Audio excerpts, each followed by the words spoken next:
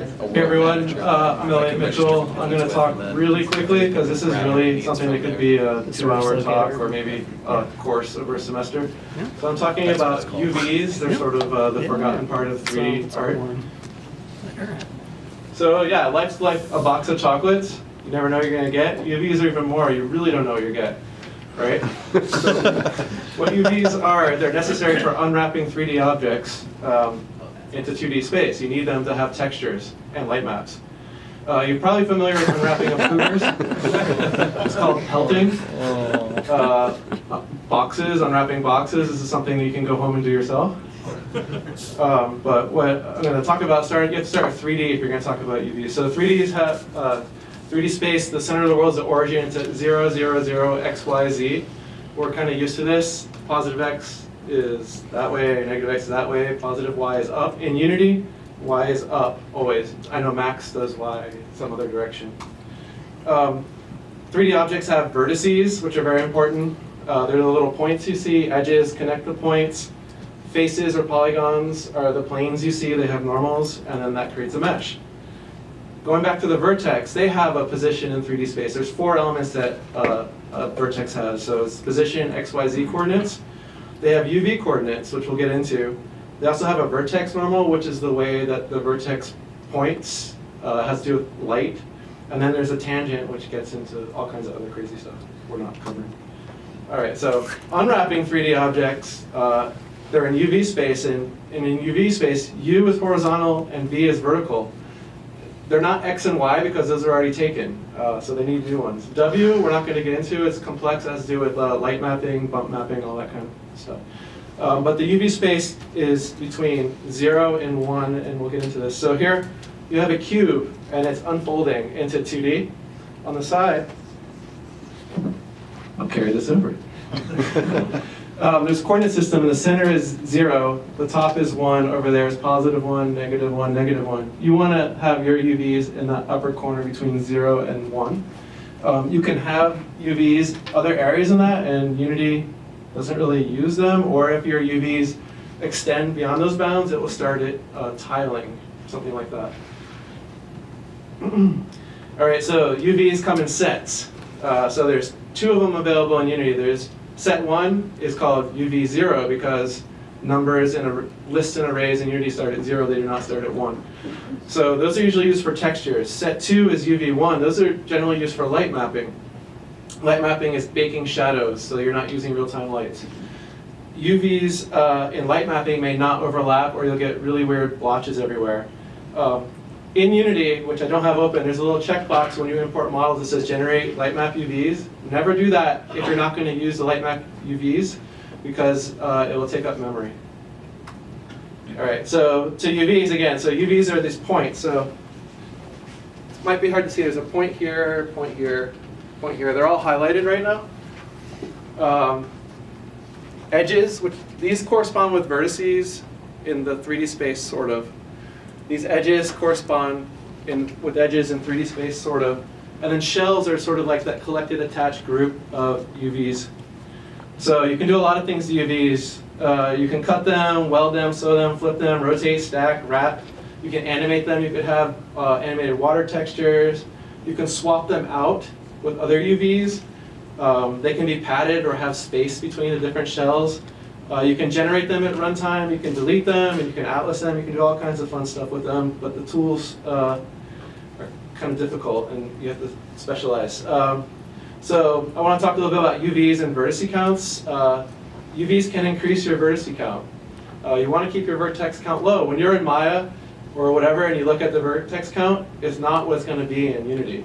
And the reason is it's not counting UVs, and it's also not counting vertex normals, which we're not getting into.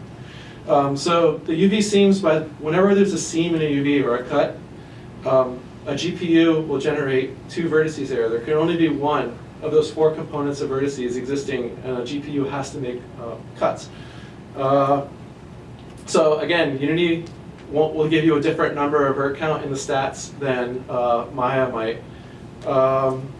In Maya, you can use the heads-up display poly count, and it will show you like UVs. It will show you some more numbers. It gives you slightly more accurate count, but still not accurate. And then in Unity, there's the stats window. If you turn off the default skybox, you'll notice a new scene has like 115,000 verts or something. That's the skybox. Like turn that off, you'll be confused. There's this other resource called Resource Checker from GitHub, which I recommend. It will tell you how many vertices something has, what materials it's using, how many textures it's using. It's a free thing. You should use it. All right. Tools I use. Headless UV I think is the best. The only thing is that you need a dongle from down under, and that might sound weird, but it means that there's something you plug in and you have to order from Australia. And it's really, really, really good. It has a really terrible interface, but it's the most amazing thing. You can use Maya, Max Blender, ZBrush, even Unity, but I think Headless is the best. So getting back into this picture, so here you see there's a cube, and I have one vertex selected here. Showing it has 14 UV verts. It says up there is 8, one for each corner, but it's showing 14 UVs. Down here, you see that one, the way this is unfolded, it's actually that one vertex is these 3 UVs. Take it a step further. Now there's 24 because someone laid them out like that, all separate planes that aren't attached. So now your vert count just went up to 24 on that same object. Does it need to be like that? Probably no. And if you're crazy and you triangulate it ahead of time and you pack it like a crazy person, you'll get 36 verts for that one that might have had 8. So these add up. This is not even including a second UV set. Before laying out UVs, you need to have good topology. Your geometry should be good. Unless you're using certain 3D paint programs where you can start with something and keep swapping UVs. So by good topology, I mean you're modeling in quads. You don't want to model in triangles. You don't want to do UV unmapping in triangles. Don't work in triangles. You want to have good edge loops. Edge loops are sort of like this path that goes around the mouth or the eyes. If you had a sleeve, there'd be like a clean loop. And think logically, like say you have a different material starting here to here. You have an edge loop there. It makes it easy to put a UV seam there. And planning, like if you're doing level of detail, you want to make sure that your edges where your UVs aren't going to be eliminated at some point or some weird place. It makes sense when you're going to reduce the topology to save memory.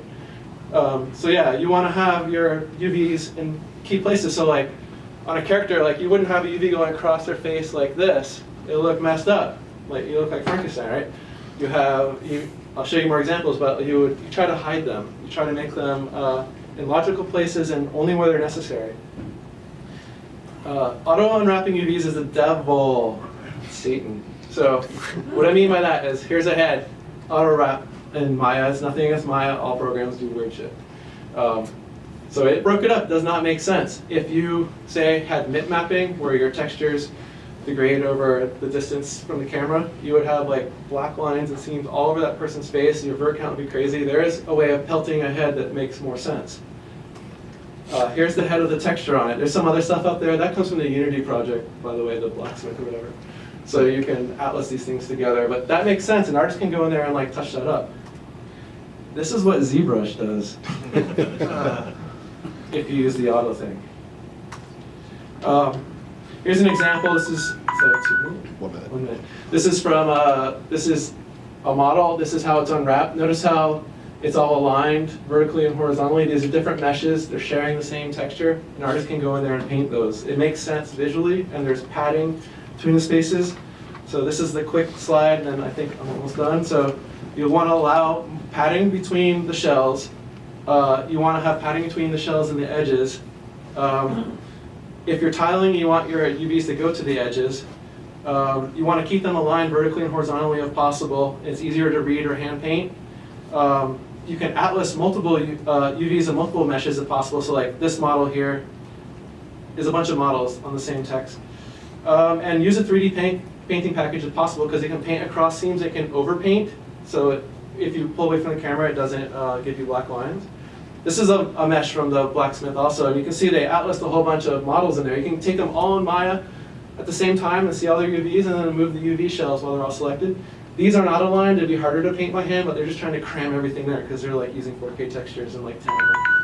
And this is an atlas of a whole game in one piece. You can have the whole game in one atlas with all the UVs everywhere. And I think I'm only a couple seconds.